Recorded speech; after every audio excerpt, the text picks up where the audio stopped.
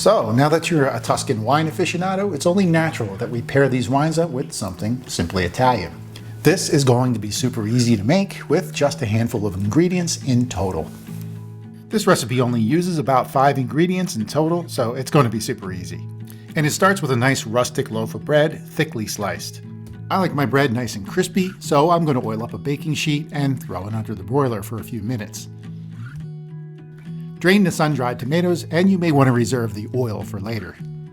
And I like a little extra garlic flavor on my bread. Taking about a cup of basil, 2 cloves of garlic, and your sun-dried tomatoes, mince these ingredients together or combine in a food processor if you have one. We're going to top each one of those pieces of bread with some fresh ricotta, and then top that with your tomato basil tapenade. Season generously, and you can add some of that reserved tomato oil back in if you prefer. Garnish with a little basil, and that's it, you're good to go. Based on the flavor profiles of our wines, I think it's pretty obvious why this dish is going to work. We have all those tart sour cherry and fruity elements first and foremost, which are going to partner right up with tomatoes, and then those herbal elements, which are going to bring out all the basil and the garlic in this dish too.